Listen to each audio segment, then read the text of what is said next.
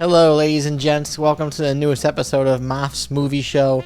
I'm your host, as always, Gertrude, and today we're going to talk about fan questions. I don't have a thing for that, so just pretend there's music in the background. Things happen every single week, but I can't think of anything right now because I have a very short attention span. I'm like a goldfish, like Ted Lasso would want. Free Guy made a lot of money. It made $28.5 million, which exceeded expectations for the studio, and they want a sequel. I thought it was entertaining. It went deeper into video game culture than I expected. It has some cliches. Some of the jokes, or a lot of the jokes, don't really land the way I wanted them to, but I think this movie caters more towards kids. There are jokes that are very leaning into adults, and a couple, like there's one on gun violence that kind of just like, it was awkward. I'm glad it was mentioned, but it was just kind of out of nowhere. There are some really fun visual gags and some flexes because Disney owns Fox now, but it's a fun time. And also Coda, which is on Apple, is one of the best movies you can watch. It's a coming-of-age, heartfelt story. It's beautiful, great acting all around. I recommend watching that. But yeah, we're going to talk about fan questions today. And a couple came in. I threw up a question on Instagram saying if anybody has anything they want to say, throw it out there. You mean you only live once. You gotta do what you gotta do. Banana peels are all over the road. You might slip on one day. Banana peels are dangerous. Look out for those. The first question comes from longtime buddy Mark Francisco Aquino, and he asks, do you think comedy movies these days rely too heavily on improv? Now, if you're talking about movies today, I feel like a lot of movies do, because I feel like there's a lot more. I don't know anything about what goes on in the industry, even though I have friends in the industry. I haven't really asked how that works, but it seems like a lot more content's coming out, especially on streaming services. A lot more movies are being developed and shot and edited, and the turnaround time on production seems to be pretty quick between, like, especially some of these smaller movies, like 1 to 2 months. So, like, you have, like, 30 to 45-day shoots, and I feel like a lot of these writers have to turn scripts in within like a month's time, and I don't really know what certain streaming services do there. But just to give examples, 22 and 21 Jump Street, it seemed like there was improv on those movies, but you have this wonderful cast and a great duo of directors who really know how to get good improv out of their actors. But it seems like some of that was written too. Some of those scenarios were definitely written for the movie, for those movies. And then you have more recently, like what comes to my mind, a Judd Apatow film like Trainwrecked or King of Staten Island, where I feel like there is a lot more improv. It's more based on the scenarios and really stringing along a loosely connected story. Even though I think King of Staten Island has a lot more emotional resonance and actually works on a deeper level than just improv, I think the improv in those scenes work well because you have a veteran in improv like a Judd Apatow who knows the strengths and weaknesses of the actors that he works with and kind of plays into that and really knows where and when to really let actors and comedians cut loose.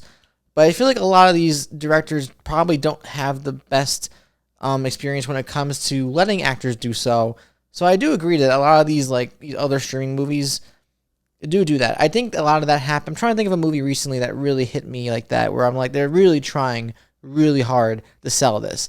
I think there are a couple parts of, as mentioned before, Free Guy, where Ryan Reynolds is just being asked to be Ryan Reynolds, and he's super charming, and it works. You go with because he is that talented, and he is that fun to watch, that you just kind of like roll with the punches, but you could tell certain scenes were dragged out for him and other actors/directors like a Taika Waititi, who was turning it up to 12 for his role as the antagonist, just like going off, and you could tell they probably did like 20 takes just saying absolute nonsense and tried to find the best one.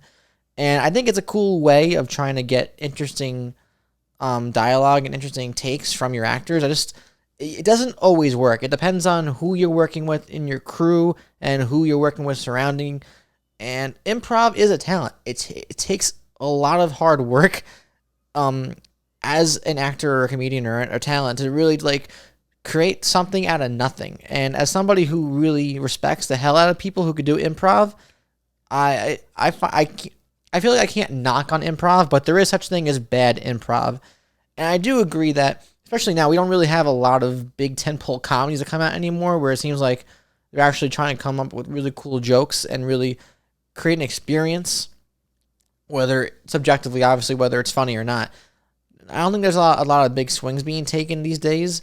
Very rarely does that ever happen. It's kind of easier for me to tell these days when it's just like lazily put together. We have a couple comedians just kind of, oh, that movie with Camille Nanjiani and Issa Rae that came out last year.